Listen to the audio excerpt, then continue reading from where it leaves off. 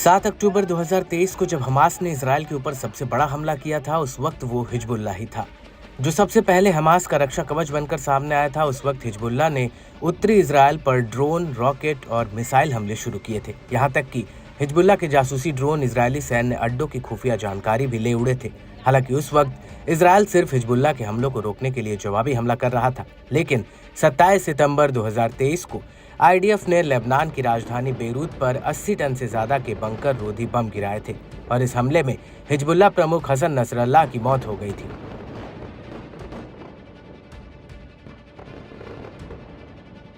और इसके बाद आईडीएफ ने नसरल्लाह के उत्तराधिकारी सैयद हाशेम सैफुद्दीन को भी ढेर कर दिया था।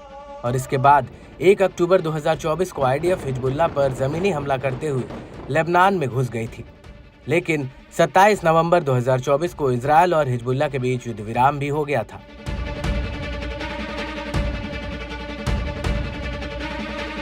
हालांकि युद्ध रुकने के बाद ये नहीं पता चला था कि नसरल्लाह और सैफुद्दीन का अंतिम संस्कार किया गया है या नहीं, लेकिन उस वक्त हिजबुल्लाह ने कहा था कि उसने नसरल्लाह का अंतिम संस्कार कर दिया था। लेकिन अब इस पर हिजबुल्लाह प्रमुख शेख नईम कासिम ने एक बहुत बड़ा ऐलान किया है। दरअसल नईम कासिम का कहना है कि 23 फरवरी 2025 को नसरल्लाह और सैफुद्दीन को खा के सुपुर्द किया जाएगा।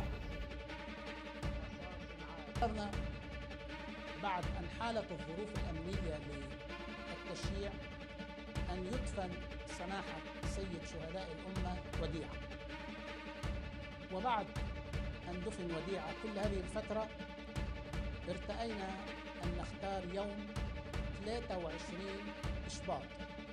आपको बता दें कि सैफुद्दीन को लेकर कासिम का कहना है कि सैयद हाशिम सैफुद्दीन नसरल्लाह की मौत के बाद प्रधान सचिव चुने गए थे, लेकिन इस घोषणा से पहले वो शहीद हो गए। लेकिन इस सब के बीच बड़ी बात यह है कि हिजबुल्लाह प्रमुख ने इस अंतिम संस्कार समारोह के लिए हम अपनी प्रतिज्ञा पर कायम है का नारा भी दिया है। कासिम का कहना है कि नसरल्लाह और हाशिम सैफुद्दीन के अंतिम संस्कार वाले दिन हमने इस नारे को चुना है। आपको बता दें कि शेख कासिम ने दक्षिणी लेबनान में आईडीएफ की मौजूदगी को लेकर भी कुछ बड़ी बातें कही हैं। कासिम का कहना है कि इजराइल के मौजूदा युद्ध विराम उल्लंघन के लिए लेबनानी राज्य इसका जवाब देने के लिए पूरी तरह से जिम्मेदार है। लेबनानी सरकार को मध्यस्थतों के जरिए इजराइल के ऊपर दबाव बनाना जारी रखना चाहिए ताकि इजराइल युद्ध विराम समझौते का उल्लंघन करना बंद करे। कासिम का कहना है कि ये न सिर्फ समझौते का उल्लंघन है, बल्कि शुरुआती कार्रवाई के रूप में इसका जवाब भी दिया जाना चाहिए। कासिम का ये भी कहना है कि अमेरिका को अपना वादा पूरा करना चाहिए, क्योंकि वो इस मामले में इजराइल का गारंटर है। अमेरिका को इजराइल के ऊपर दबाव डालना चाहिए ताकि वो समझौते को लागू करे। शेख कासिम के मुताबिक अब प्रतिरोध की अपनी प्रतिबद्धता से बंधे हुए हैं। प्रतिरोध एक रास्ता और एक विकल्प है।